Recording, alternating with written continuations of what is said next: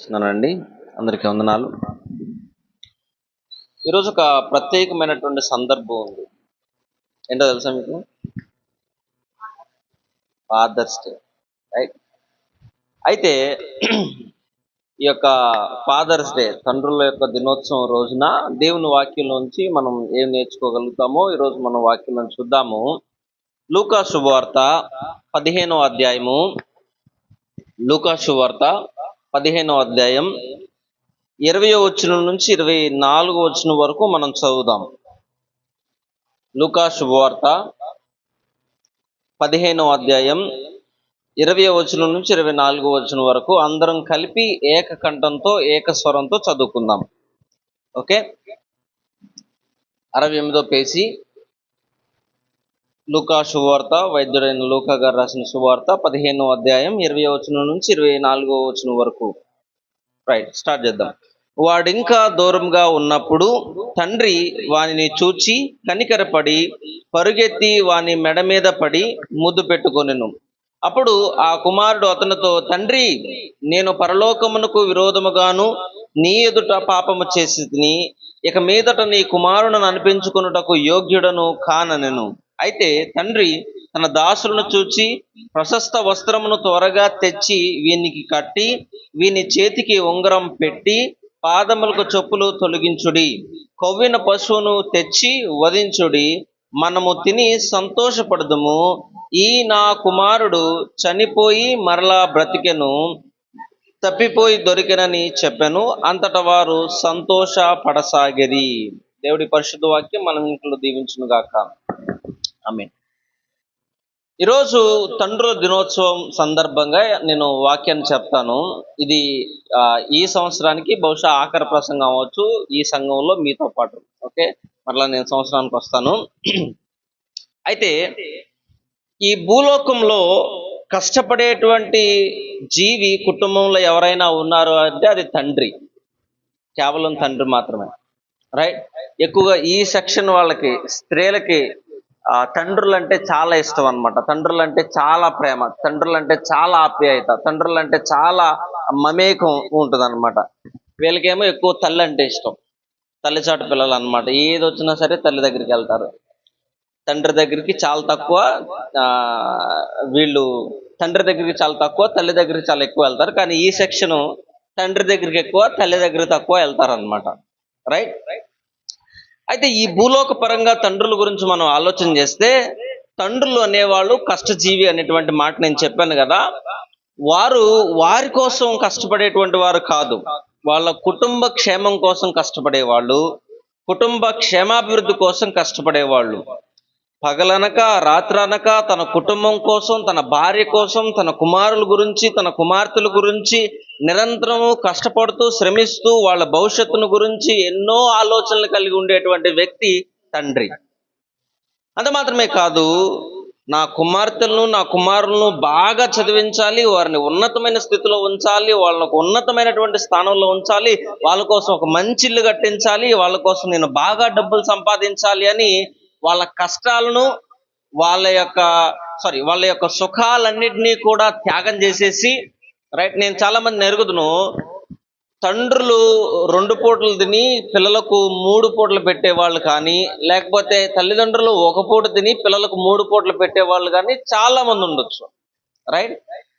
ఇంకా కూతురు కంటే తండ్రికి ప్రేమ ఎక్కువ వచ్చింది అనమాట. కొడుకు అయితే తక్కువ కానీ కూతురికైతే తండ్రి ప్రేమ ఎక్కువ చూపిస్తాడు.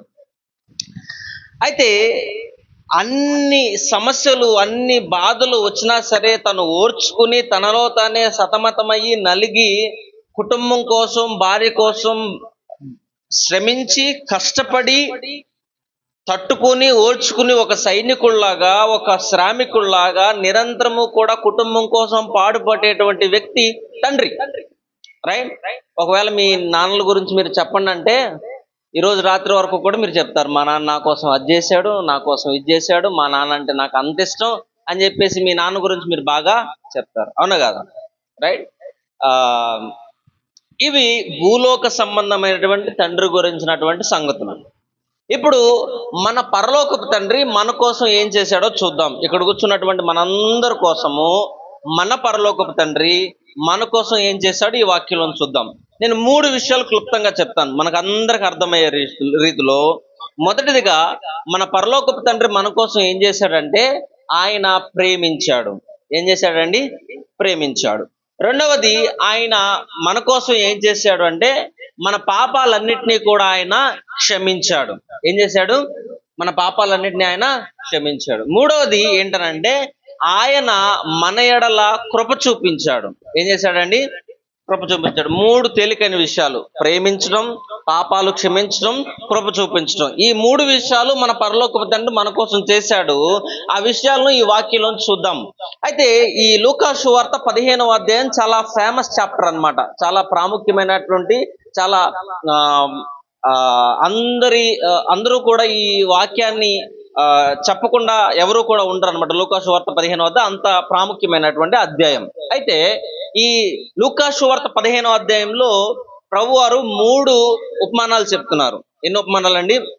3 ఉపమానాలు. 3 ఉపమానాలు ఏంటనంటే, మొదటిది తప్పిపోయినటువంటి నాణ్యం గురించి చెప్తాడు. దేని గురించి? తప్పిపోయిన నాణ్యం గురించి చెప్తాడు. రెండవది తప్పిపోయినటువంటి గొర్రెను గురించి చెప్తాడు. దేని గురించి? తప్పిపోయిన గొర్రెను గురించి. మూడవది తప్పిపోయిన కుమారుడు గురించి చెప్తాడు. రైట్? 3 తప్పిపోయినటువంటి స్టోరీలు అనమాట. నాణ్యం తప్పిపోవడం, గొర్రె తప్పిపోవడం, తర్వాత కుమారుడు తప్పిపోవడం. ఈ 3 స్టోరీలు కూడా చెప్పడం జరిగింది. అయితే వీటిని ఏమంటారంటే ఉపమానాలు అంటారు. నేను మరలా చెప్తున్నాను, గుర్తుపెట్టుకోండి. ఉపమానం అనగా అర్థం ఏంటనంటే పరలోక సంబంధమైనటువంటి సత్యాన్ని భూలోకపరమైనటువంటి ఒక కథ రూపంలో చెప్పడమే ఉపమానం అన్నమాట. ఓకే? అయితే ఈ ఉపమానంలోంచి మనం ఏం నేర్చుకోవచ్చారంటే, బహుశా ఇది మీరు చిన్నప్పటి నుంచి ఇప్పటికి దాదాపు చాలా సార్లు విని ఉంటారు. తప్పిపోయిన కుమారుడు సండే స్కూల్లో వినే ఉంటారు. ఒకవేళ మీరు సండే స్కూల్కి వెళ్తే, లేకపోతే సంఘానికి వస్తే ఏదో ఒక సందర్భంలో ఈ తప్పిపోయిన కుమారుడు స్టోరీ వినే ఉంటారు. చాలా ఫేమస్ స్టోరీ అన్నమాట. అయితే మనందరికి తెలుసు. మరలా నేను ఒకసారి సందర్భాన్ని వివరిస్తాను. ఏం జరుగుతుందంటే, ఒక తండ్రి తన కుమారుడు, తనకు 2 కుమారులు ఉంటే 2 కుమారుల్లో చిన్నవాడైనటువంటి కుమారుడు తండ్రి దగ్గరికి వెళ్ళి, డాడీ నాకు ఆస్తిని ఇచ్చేసి, నాకు ఎంతైతే ఆస్తి రావాలో ఆస్తి నాకు ఇచ్చేసి, నేను దూరదేశం వెళ్ళి నేను వ్యాపారం చేసి నేను అభివృద్ధి చెందుతాను, నేను ఆ డబ్బు ద్వారా ఒక మంచి వ్యాపారం పెట్టి దాని ద్వారా లాభాలు గణిస్తాను అని చెప్పేసి తండ్రి దగ్గర నుంచి కుమారుడు డబ్బులు తీసుకుని వెళ్ళాడు. రైట్? అతను వెళ్ళి ఆ డబ్బునంతటిని కూడాను సద్వినియోగం చేయలేదు, కానీ ఆ డబ్బునంతటిని కూడాను దుర్వినియోగం చేశాడు. ఏం చేశాడు? దుర్వినియోగం చేశాడు. అంటే ఆ డబ్బును మొత్తం కూడాను ఆయన పాడు చేసేసాడు. రైట్? పాడు చేసేసిన సందర్భంలో ఆయన ఎంత దీనస్థితికి వెళ్ళాడు అంటే పందులను తోలి పందుల దగ్గర ఉన్నటువంటి ఆహారాన్ని సహా తినటానికి ఆయన సిద్ధపడ్డాడు. అంటే ఆకలికి తట్టుకోలేక, ఏమండి, ఆయన తన బాధను తట్టుకోలేక తన ఆకలిని ఏదో ఒక విధంగా తీర్చుకోవాలని చెప్పేసి పందుల దగ్గర ఉన్నటువంటి ఆహారాన్ని తినడానికి సహా ఆయన సిద్ధపడ్డాడు.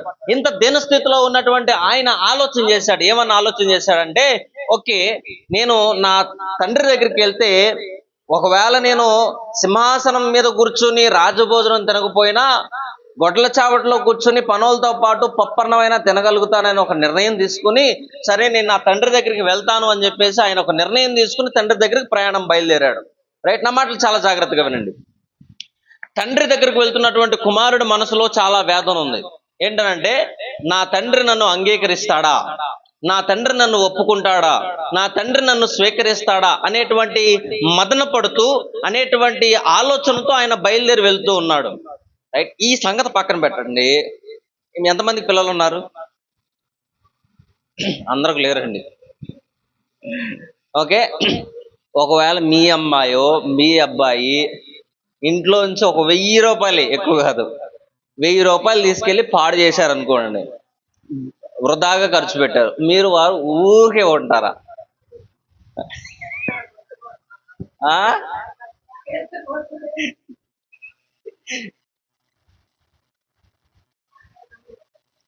మాట్లాడతారు లేవాట, కోటిరేనంట.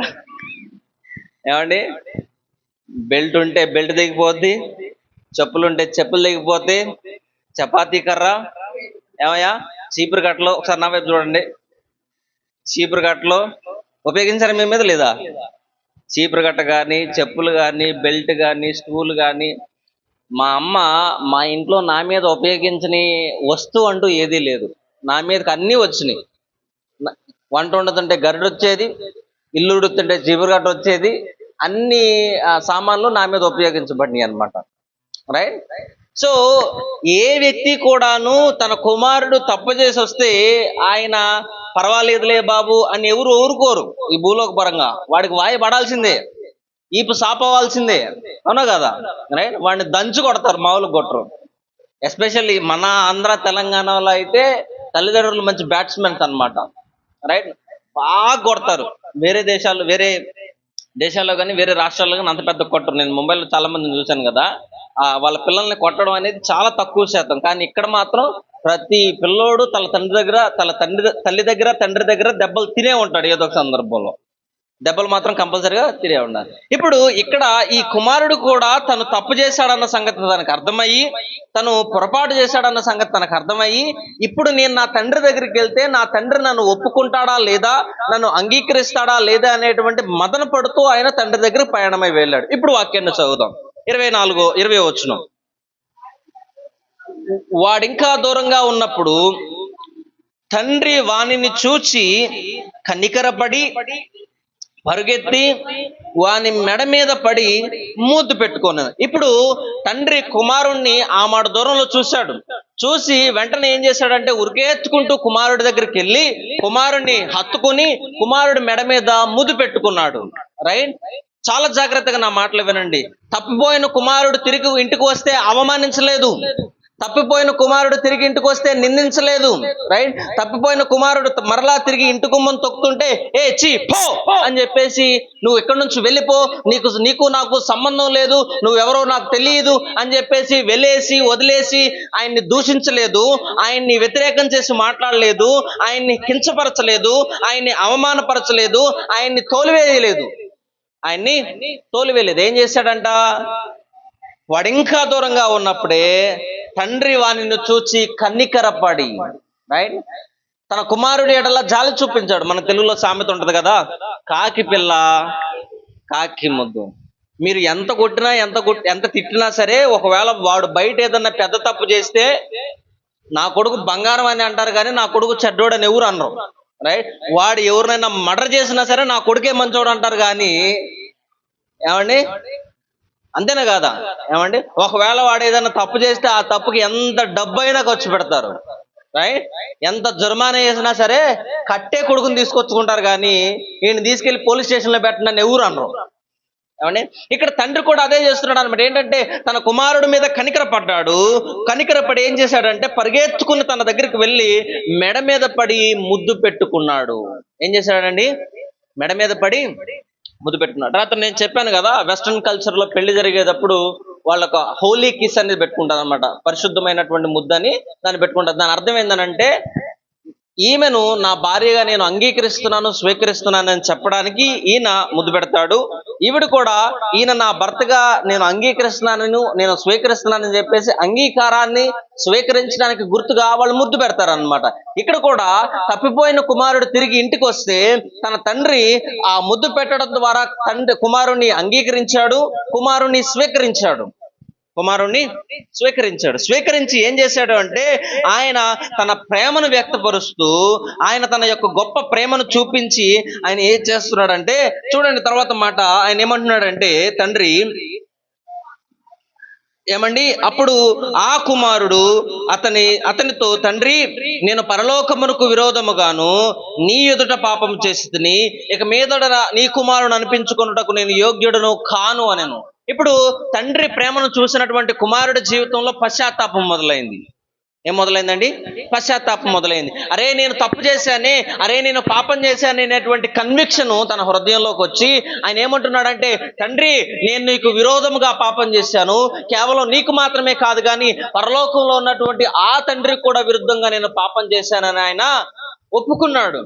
రైట్. ఇక్కడ మనం చూస్తున్నటువంటి విషయం ఏంటనంటే తండ్రి తన కుమారుణ్ణి ఎంతగా ప్రేమించాడు అంటే వాడు ఎంత విరుద్ధమైన జీవితం జీవించినా, వాడు ఎంత వ్యతిరేకమైన జీవితం జీవించినా, వాడు ఎంత అవమానపూర్వకమైన జీవితం జీవించినా కుమారుణ్ణి తండ్రి అంగీకరించాడు, కుమారుణ్ణి తండ్రి స్వీకరించాడు. ఆయన ఎంత గొప్పగా తన జీవితంలో వ్యవహరించాడంటే ఈ భూలోకంలో ఎవరు చేయనటువంటి పనిని ఆయన చేశాడు. ఏమండి, ఒకవేళ డబ్బులు పాడు చేసి కుమారుడు ఇంటికి తిరిగి వస్తే ముందు వాడిని కొట్టిన తర్వాతే మాట్లాడతారు మన దగ్గర. కానీ ఇక్కడ కొట్టడం లేదు. ఏమండి, తన ప్రేమను వ్యక్తపరుస్తున్నాడు. ఆయన వెళ్ళి హత్తుకుని ముద్దు పెట్టుకుని నా కుమారుడు మరలా తిరిగి వచ్చాడని హృదయంలో సంతోషం కనిపిస్తుంది, హృదయంలో ప్రేమ కనిపిస్తుంది, హృదయంలో ఆనందం కనిపిస్తుంది. ఏం కనిపిస్తుందండి? ఆనందం కనిపిస్తుంది. అంత మాత్రమే కాదు, కుమారుడు కూడా ఏం చేశాడంటే తన తప్పును తెలుసుకుని, తన పాపాన్ని తెలుసుకుని, అయ్యా నేను నీకు వ్యతిరేకంగా తప్పు చేశాను, అయ్యా నేను నీకు వ్యతిరేకంగా పాపం చేశాను, తన పాపాలన్నింటినీ కూడా ఆయన ఒప్పుకున్నాడు. రైట్? యవనస్తులైన వారు ఒకసారి నా మాట వినండి. యవన ప్రాయంలో ఒకవేళ ఏదైనా తప్పు చేస్తే, తప్పులు చేయడం అనేది సహజం. అంటే నేను తప్పులు చేయమని చెప్పట్లేదు. ఒకవేళ తప్పులు జరిగితే, చేస్తే ప్రాముఖ్యమైన విషయం ఏంటంటే, ఈ యొక్క వాక్యం నుంచి మనం ఏం నేర్చుకోవచ్చునంటే, మన పాపాలని మనం ఒప్పుకున్నప్పుడు మన పరలోకపు తండ్రి మనల్ని మరింతగా ప్రేమిస్తాడు. ఏం చేస్తాడు? మరింతగా ఆయన మనల్ని. అదేవిధంగా మీరు కూడా ఏదైనా తప్పు చేసినప్పుడు మీ తల్లిదండ్రుల దగ్గరికి వచ్చి వాటిని ఒప్పుకున్నప్పుడు మీ తల్లిదండ్రులు కూడా మిమ్మల్ని అదే విధంగా ప్రేమిస్తారు. రైట్? మీ నిజాయితీని బట్టి, మీ యథార్థతను బట్టి ప్రేమిస్తారు. రైట్? అంటే నేను ఎప్పుడు చూడలేదన్నమాట, తల్లిదండ్రులు పిల్లల్ని కొట్టి అబ్బా మంచి పని చేశాను, సాధించాను అని ఎవరు అనుకోరు. ఏం చేస్తారు? వాళ్ళని కొట్టి తర్వాత వాళ్ళని దగ్గర తీసుకుని మా అమ్మ కాదు, మా అయ్య కాదు, నా బుజ్జి కాదు, నా బంగారం కాదు, వాడిని ఒళ్ళో కూర్చోబెట్టుకుని బండి ఎక్కించుకుని కొట్టుకు తీసుకెళ్ళి వాడికి బింగో ప్యాకెట్లు కొనిపెట్టి, వాడికి బిస్కెట్ కొనిపెట్టి, వాడికి కూల్ డ్రింక్ ఇప్పించి కూల్ చేస్తారు. ఏం చేస్తారు? రావణమ్మ గారికి బాగా ఎక్స్పీరియన్స్. మొన్న ఎక్కడి నుంచో వస్తున్నారు యేసు గారును రావణమ్మ గారు. బండి మీద వాళ్ళకన్నా వాళ్ళ సైన్యమే ఎక్కువ ఉంది. 3 పిల్లల్ని వేసుకుని వెళ్తున్నారు. రమణమ్మ గారేమో చివరిని కూర్చున్నారు, యేసు గారేమో ట్యాంకీ మీద కూర్చున్నారు. మధ్యలో వీళ్ళు 3 ఉన్నారు. బండి మొత్తం వాళ్ళకే సరిపోయింది. ఏమండి? అంటే పిల్లల పట్ల తల్లిదండ్రులకు ఉన్నటువంటి ప్రేమ అట్లాంటిది. రైట్? ఏదైనా చేయగలిగినటువంటి, ఎంతైనా చేయగలిగినటువంటి ప్రేమ తల్లిదండ్రులు చూపిస్తారు. రైట్? అంతేగాని వీడు తప్పు చేశాడు, వీడు పాపం చేశాడని ఇంట్లోంచి బయటకు గెంటేయడం కానీ, ఇంట్లోంచి వెలియడం కానీ ఏం జరగలేదు ఇక్కడ. రైట్? కుమారుడు కూడా తను చేసిన పాపాన్ని తను ఒప్పుకున్నాడు. తన తండ్రి ధారాళమైన ప్రేమను చూపిస్తున్నాడు. చూడండి, అయితే తండ్రి తన దాసును చూచి ప్రశస్త వస్త్రమును త్వరగా తెచ్చి వీనికి కట్టి, వీని చేతికి ఉంగరం పెట్టి, పాదములకు చెప్పులు తొడిగించుడి అని చెప్పాడు. ఏం చేశాడండి? ఒక్క నిమిషం ఆగండి. కుమారుడు ఇంట్లోంచి డబ్బు తీసుకెళ్లి పాడు చేసి మరలా తిరిగొస్తే కుమారుడు తండ్రి దగ్గర నుంచి ఏం పొందుకోవాలి? ఏం పొందుకోవాలండి? దెబ్బలు పొందుకోవాలి. ఏం పొందుకోవాలి? దెబ్బలు పొందుకోవాలి. కానీ ఇక్కడ కుమారుడు ఏం పొందుకున్నాడు? దాసుల్ని పిలిచాడంట. ఎవరక్కడా అని వెంటనే పిలిచి, ఇదిగో నా కుమారుడు మరలా తిరిగి వచ్చాడు, వాడి కోసం ఒక ప్రశస్తమైన వస్త్రాన్ని తీసుకురండి. రైట్? చాలా ఉన్నతమైన, చాలా కాస్ట్లీ క్లాత్ తీసుకురండి, నా కుమారుడికి కట్టాలి అని చెప్పేసి అన్నాడు. అంత మాత్రమే కాదు, ఒక బంగారపు ఉంగరాన్ని కూడా తీసుకురండి, ఒక మంచి చెప్పులు కూడా తీసుకురండి, నా కుమారుడికి వెయ్యాలి, నా కుమారుడిని నేను అందంగా నేను రెడీ చేయాలని చెప్పేసి తండ్రి తన కుమారుడి మీద ప్రేమను వ్యక్తపరుస్తున్నాడు. అంత మాత్రమే కాదు, ఆయన తనని అంగీకరించానని, తనని స్వీకరించానని క్రియల రూపంలో ఆయన తెలియజేస్తున్నాడు. ఏం చేస్తున్నాడు? క్రియల రూపంలో ఆయన తెలియజేస్తున్నాడు. అంత గొప్పగా ఆయన ప్రేమించాడు. ప్రేమించడం మాత్రమే కాదు కానీ ఆ కుమారుడు చేసినటువంటి ప్రతి పాపాన్ని క్షమించాడు. క్షమించడం మాత్రమే కాదు కానీ తను ఏదైతే పొందుకోవాలో దాన్ని పొందుకోలేదు, కానీ ఏదైతే పొందుకోకూడదో దాన్ని పొందుకున్నాడు. ఏంటంటే అది కృప. ఏంటండి? కృప అనేటువంటి పదానికి అర్థము అర్హత లేని వారికి అర్హతనివ్వడు. ఇక్కడ కుమారుడి యొక్క అర్హత ఏంటనంటే దెబ్బలు. ఏమండి? అతను డబ్బునంతా పాడు చేశాడు, ఆస్తినంతా పాడు చేశాడని తండ్రి దగ్గర నుంచి వాడు దెబ్బలు తినాలి. కానీ తండ్రి దగ్గర నుంచి వాడు దెబ్బలు తినలేదు. ఏం చేస్తున్నాడంటే తన దగ్గర నుంచి ఏమంటే ప్రేమను పొందుకున్నాడు. అదే కృప అన్నమాట. ఏదైతే పొందుకోవాలో దెబ్బలు పొందుకోవాలి, కానీ దెబ్బలు పొందుకోలేదు. ఆయన తన తండ్రి దగ్గర నుంచి ప్రేమను పొందుకున్నాడు. చూడండి, తండ్రి తన కుమారుడితో ఎలా వ్యవహరించాడు అంటే, తన తండ్రి కుమారుడు పాపం చేశాడని అతన్ని ద్వేషించలేదు. ఏం చేయలేదండి? ద్వేషించలేదు. తండ్రి కుమారుని చూసి అసహ్యపడలేదు. ఏం పడలేదండి? అసహ్యపడలేదు. తండ్రి తన కుమారుని చూసి అక్కరకు తీసుకున్నాడు. ఏమండి? దగ్గరకు తీసుకొని ఆయన తన యొక్క ధారాళమైనటువంటి వాత్సల్యాన్ని కుమారుడి పట్ల చూపించి, కనికరాన్ని చూపించి, ప్రేమను చూపించి, దయను చూపించి, కృపను చూపించి కుమారుణ్ణి అల్లారు ముద్దుగా ఆయన మరలా అంగీకరించి స్వీకరించాడు. ఏం చేశాడండి? అంగీకరించి స్వీకరించాడు. చూసారు ఎంత గొప్పగా ప్రేమించారు? బహుశా ఈ భూలోకంలో ఇట్లాంటి కార్యం జరిగినట్లయితే వాడికి బడిత పూజ అయ్యేది. ఏమండి? కానీ ఇక్కడ చూడండి, తండ్రి కుమారుని ఎట్లా ప్రేమించాడు అంటే, తన నోరు తెరిచి ఒక్క మాట కూడా మాట్లాడలేదు. ఎందుకు ఇలా చేశావు, ఎందుకు ఇలా డబ్బంతా పాడు చేశావు అని చెప్పేసి కుమారుణ్ణి తండ్రి ఒక్క ప్రశ్న కూడా అడగలేదు, అవమానించలేదు. రైట్? అవమానించలేదు. ఈవెన్ అదే విధంగా మన పరలోకపు తండ్రి మనం చేసినటువంటి పాపాలను బట్టి కానీ, మనం చేసినటువంటి పాపపు జీవితాన్ని బట్టి కానీ, పాపపు పనులను బట్టి కానీ ఆయన తీర్పు తీర్చలేదు. ఒక మాట చూపించమంటారా? 103వ కీర్తన 10వ వచనాన్ని ఒకసారి చూడండి. 103వ కీర్తన 10వ వచనం. మన పాపములను బట్టి మనకు ప్రతీకారము చేయలేదు, మన దోషములను బట్టి మనకు ప్రతిఫలమే లేదు. సో దేవుడు మనతో ఎలా వ్యవహరించాడు అంటే, మనం చేసినటువంటి తప్పులను బట్టి, మనం చేసినటువంటి పాపాలను బట్టి ఆయన మనకు ప్రతీకారం చేయలేదంట, ఆయన మనకు ప్రతిఫలం ఇవ్వలేదంట. ఆయన మనల్ని ఎలా ప్రేమించాడు అంటే, మనం ఎంత తప్పు చేసినా, మనం ఎంత పాపం చేసినా, మనం ఎంత విరుద్ధంగా వ్యతిరేకంగా ఆయనకి బ్రతికినా సరే ఆయన మనల్ని అంగీకరించాడు, ఆయన మనల్ని స్వీకరించాడు, ఆయన మనల్ని తన రాజ్యానికి వారసులుగా చేసుకుని మన పాపాల నిమిత్తమై కలువరి శిలువలో ఆయన 2025 సంవత్సరాల క్రితం వేలాడి ఆయన ధారాళమైన ప్రేమను మన ఎడల చూపించాడు. ఆయన ఎంతగా మనల్ని ప్రేమించాడు అంటే, నీ కోసం నా కోసం ఆయన పరలోకంలో ఆయన ఆ యొక్క శిలువలో మన కోసం వేలాడి చనిపోయి మరణించి ఆ పరలోకంలో స్థానం సంపాదించేంతగా నిన్ను నన్ను ఆయన ప్రేమించాడు. ఆయన ప్రేమకు మరొక ఉదాహరణ చూపిస్తాను. రోమీలకు రాసిన పత్రిక 5వ అధ్యాయము 8వ వచనం చూడండి ఒకసారి. ఆయన మనల్ని ఎంతగా ప్రేమించాడు అంటే, 5వ అధ్యాయం 8వ వచనం. అయితే దేవుడు మన ఎడల తన ప్రేమను వెల్లడిపరుస్తున్నాడు. ఎట్లనగా, మనమింకను పాపులమై ఉండగానే క్రీస్తు మన కొరకు చనిపోయెను. దేవుని స్తోత్రం. ఏమండి? ఒకవేళ మన అర్హతను బట్టి, నా మాటలు చాలా జాగ్రత్తగా ఉండండి, మన అర్హతను బట్టి, మన డబ్బును బట్టి, మన జ్ఞానాన్ని బట్టి, మన అందాన్ని బట్టి మనము దేవుని ప్రేమను పొందుకోవాలి అంటే మనం ఎవరం కూడా ఆ ప్రేమను పొందుకోవడానికి సరిపోతామా అండి? ఆయన ప్రేమకు మనం వారసులం కావాలి అంటే ఏదో మనం చేసిన గొప్ప పనులు బట్టి, మనం చేసిన మంచి పనులు బట్టి ఆయన ప్రేమను మనము పొందుకోలేము. ఆయన మనల్ని అంతగా ప్రేమించాడు. రైట్?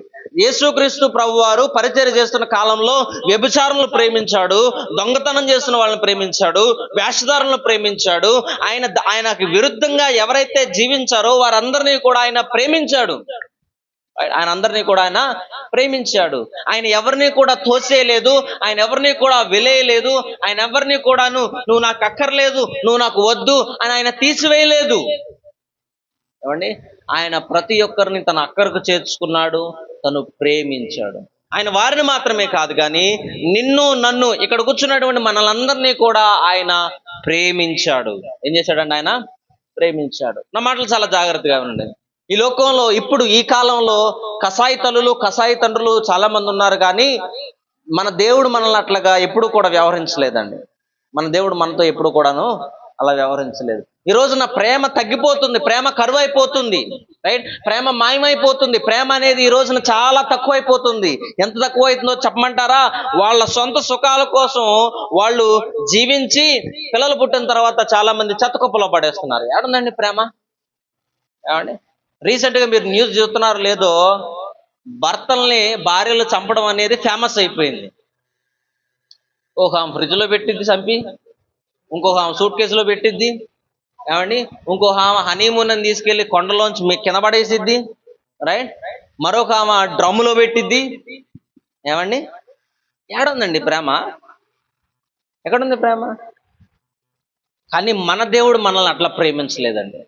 ఆయన మనల్ని అట్లా ప్రేమించలేదు. మనం ఆయనకి విరుద్ధంగా, మనం ఆయనకి వ్యతిరేకంగా, మనం ఎంత నీచమైన, ఎంత దరిద్రమైన, ఎంత అసహ్యమైనటువంటి బ్రతుకు మనం బ్రతికినా సరే ఆయన మనల్ని అంగీకరించాడు, ఆయన మనల్ని స్వీకరించాడు. అంతకన్నా గొప్పగా ఆయన నిన్ను నన్ను ప్రేమించాడు. మనం ఎలాగున్నామో ఆయన మనల్ని అలానే ప్రేమించాడు. అంతేగాని నువ్వు మారు, నేను ప్రేమిస్తాను అనలేదు. రైట్? సునీల్ పాస్టర్ గారిని సునీల్ పాస్టర్ గారు లానే ప్రేమించాడు. రైట్? నేను విన్నది ఏంటంటే, నాకు వాస్తవానికి తెలియదు, నాకన్నా బాగా ఆయనే ఎక్కువ దెబ్బలు తిన్నాడంట. నాకన్నా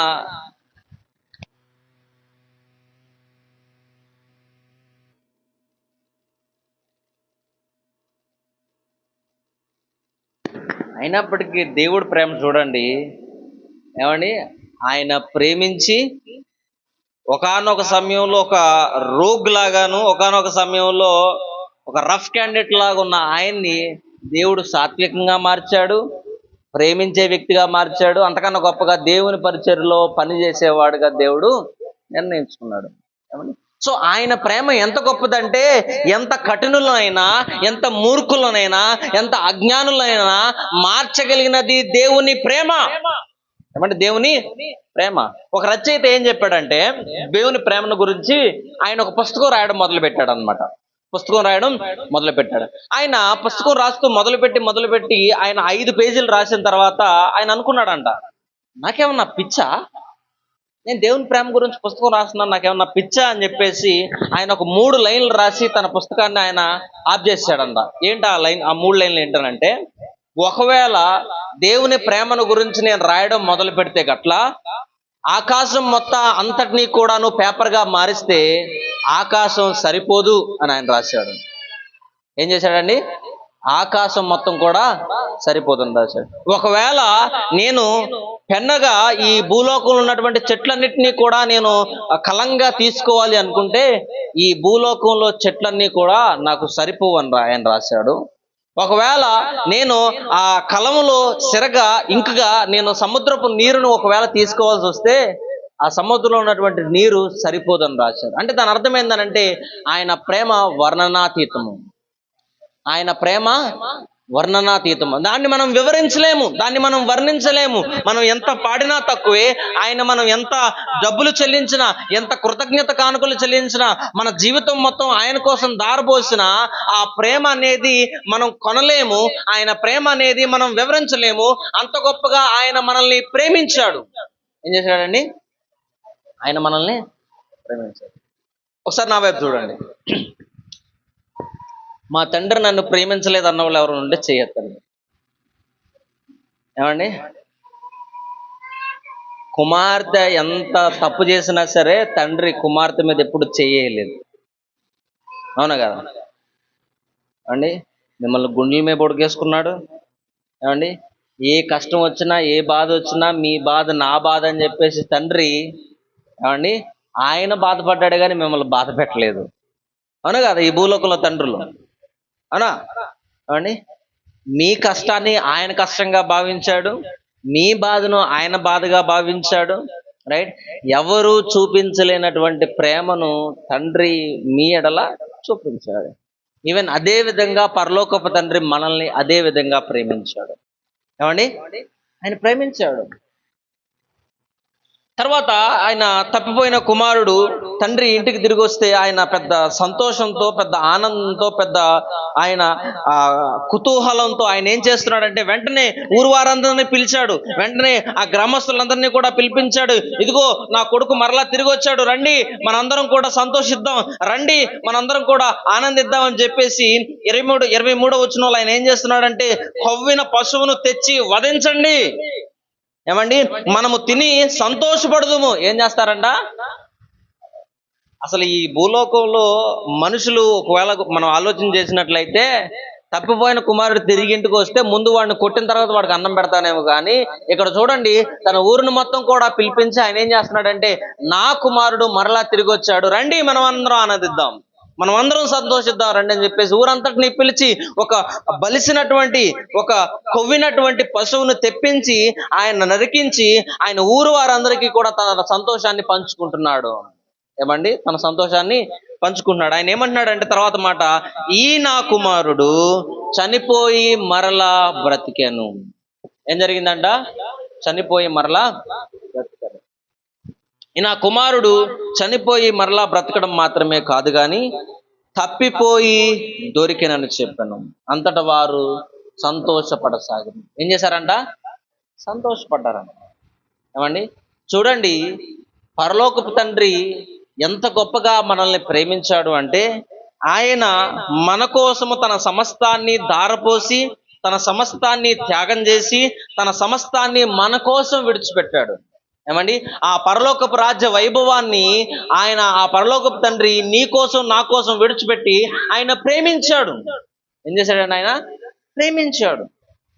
ప్రేమించడం మాత్రమే కాదు, ఆయన ఏం చేశాడంటే మనందరినీ తన రాజ్యంలో వారసులుగా చేసుకోవడానికి, మనలందరినీ కూడా తన బిడ్డలుగా చేసుకోవడానికి ఆయన తన సర్వస్వాన్ని ధారపోశాడు. ఏం చేశాడండి? సర్వస్వాన్ని ఆయన ధారపోశాడు. తండ్రి కుమారుణ్ణి అంగీకరించాడు, తండ్రి కుమారుణ్ణి స్వీకరించాడు, తండ్రి తన జీవితంలో గొప్ప సంతోషాన్ని తీసుకొచ్చాడు. ఇప్పుడు కుమారుడి జీవితం మారిపోయింది. ఇంతకు ముందుగా కుమారుడు లేడు, పందుల దగ్గరికి వెళ్ళి మళ్ళా ఆనందం తినాల్సినటువంటి పని ఆయనకి లేదు. రైట్, తన పాత జీవితం పోయింది, తన నీచమైన అసహ్యమైనటువంటి జీవితం పోయింది. ఇప్పుడు కుమారుడి యొక్క జీవితాన్ని తండ్రి మార్చేశాడు, తన స్థితిని మార్చాడు, తన పరిస్థితిని మార్చాడు. కుమారుడి యొక్క జీవితం మొత్తం కూడా ఇప్పుడు మారిపోయింది. ఏమైపోయింది? నేను గమనించినటువంటి వ్యత్యాసం ఏంటో తెలుసా?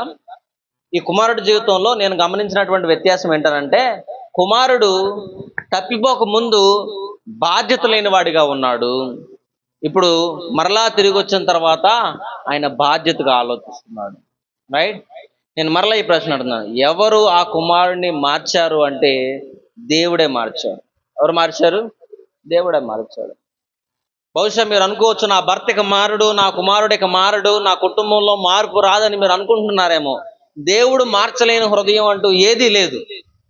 దేవుడు మార్చలేని హృదయం అంటూ ఆయనకు సమస్తము కూడా సాధ్యం. ఏమండి, ఆయన సమస్తము చేయగలిగినటువంటి వ్యక్తి. ఆయన సమస్తము కూడా చేయగలిగినటువంటి వ్యక్తి. తన జీవితాన్ని మార్చేశాడు, కుమారుడు యొక్క జీవితాన్ని మార్చేశాడు. ఆయన ఈ గొప్ప ప్రేమను చూసి, ఈ గొప్ప ఆనందాన్ని చూసి వాళ్ళందరూ కూడా, వాళ్ళ కుటుంబం మొత్తం కూడా సంతోషపడడం సాగింది. తన తండ్రి తన కుమారుని అంగీకరించి స్వీకరించి తన బిడ్డగా ఆయన చేర్చుకుని, అక్కడికి చేర్చుకుని ఆయన విలువనిచ్చాడు. అతని జీవితంలో మారుమనసునిచ్చాడు, అతని జీవితంలో పాపక్షమాపణనిచ్చాడు, అతని జీవితంలో ప్రేమనిచ్చాడు.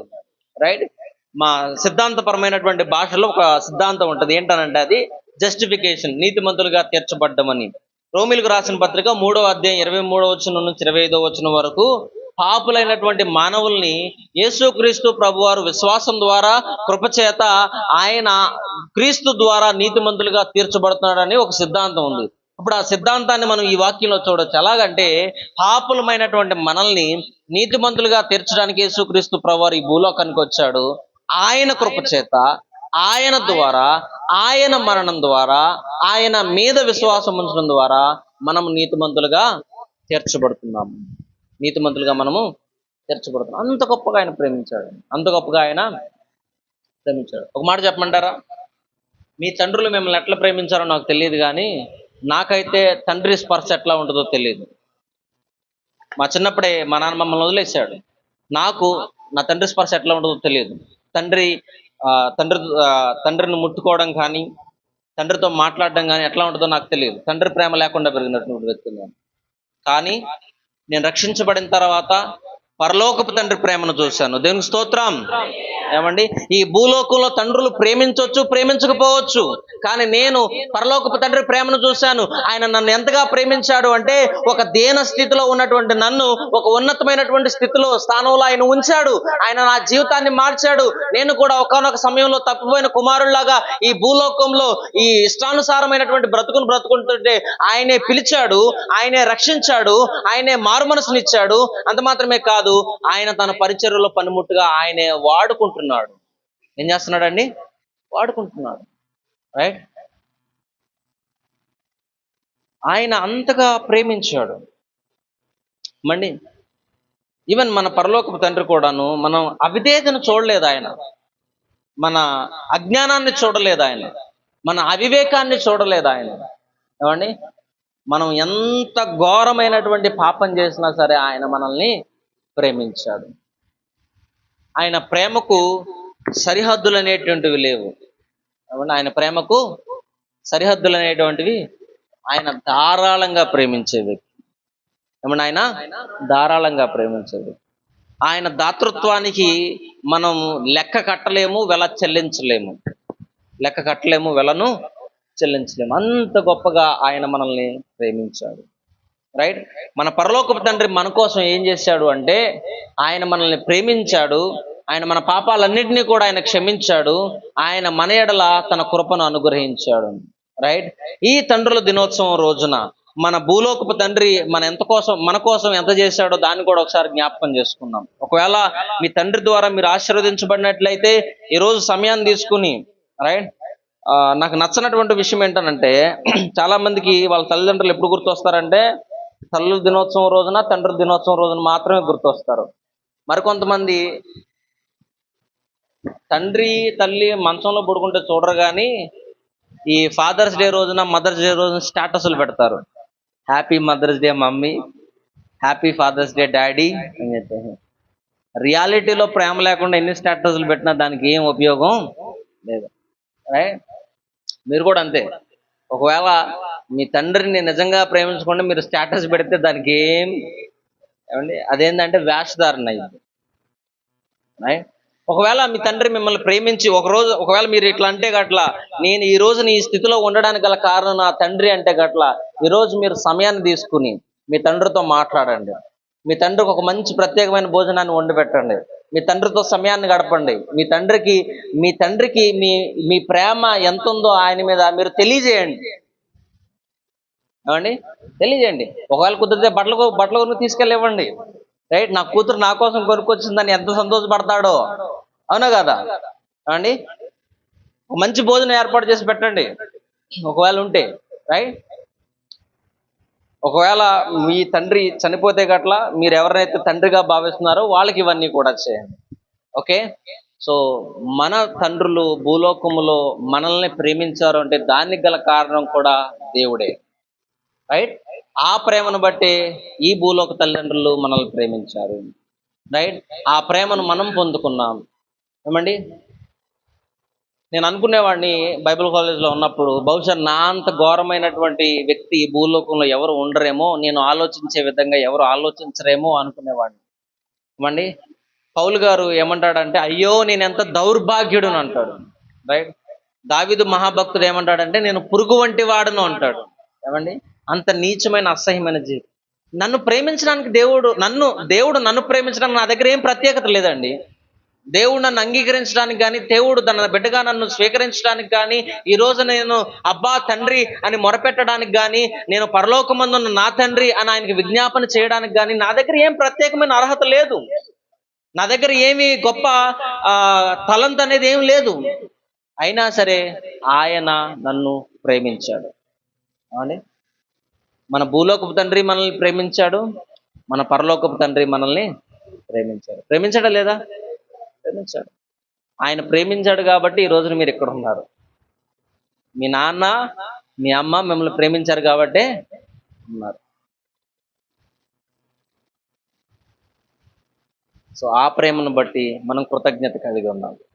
ఆ ప్రేమను బట్టి మనం కృతజ్ఞత కలిగి ఉన్నాం. చాలా మంది వాళ్ళ తల్లిదండ్రులని కోల్పోయారు.